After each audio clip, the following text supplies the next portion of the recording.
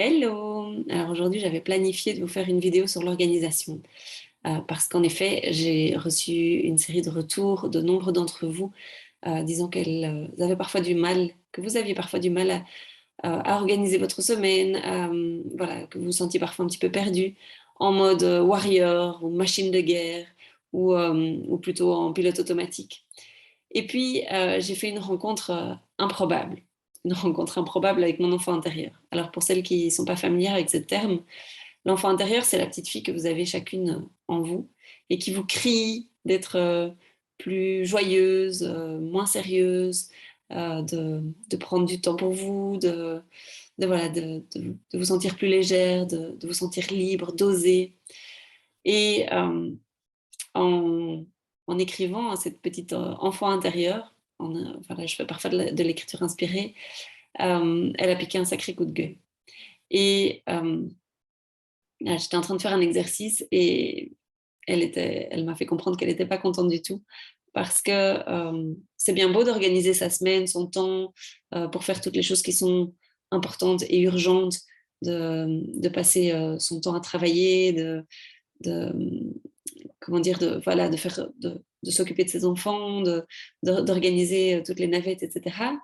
C'est bien beau tout ça, mais qui est-ce qu'on oublie là-dedans?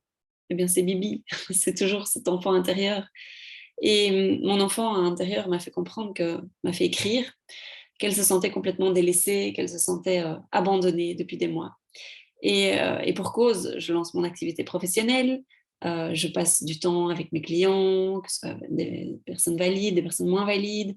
J'ai beaucoup de plaisir à ça et je passe parfois du temps jusque tard le soir à répondre, à écrire. Et ça me fait beaucoup de bien, quelque part, de m'épanouir vraiment professionnellement après avoir passé tout ce temps pour ma famille. Euh, mais j'en avais oublié de chouchouter mon enfant intérieur. Et c'est celle qui m'apporte la joie, la créativité, la spontanéité. C'est celle qui me rappelle de ne jamais me prendre au sérieux, qui me connecte à mon être profond. Donc c'est pas n'importe qui. Et aujourd'hui, je vous parlerai pas d'organisation à proprement parler. Je vous parlerai pas de comment moins courir partout. J'ai envie de vous inviter à mettre le focus non pas sur ce qui est important et urgent, comme on a toute l'habitude de le faire, mais plutôt sur ce qui est important et non urgent. Et là, voilà, le fait de chouchouter notre enfant intérieur en fait partie. C'est important et non urgent. Alors souvent, ça passe à la trappe. Quelle place avez-vous envie de laisser à votre enfant intérieur? Quelle place allez-vous lui laisser? Quelques moments par semaine? Dans le meilleur des cas, un moment par jour? Une fois de temps en temps? Que faites-vous avec elle? Est-ce que vous vous laissez aller à créer sans enjeu? Est-ce que vous allez jouer à chat perché sans avoir peur du ridicule? Est-ce que vous allez rire simplement, sans penser à ce que vous avez à faire après? Rire spontanément, rire, voilà, rire avec votre famille, avec votre entourage, sauter dans les flaques les jours de pluie. Votre enfant intérieur, juste, elle adore tout ça.